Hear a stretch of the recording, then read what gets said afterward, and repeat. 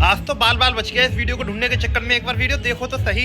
एक अमेरिका का वैज्ञानिक भारत घूमने आया।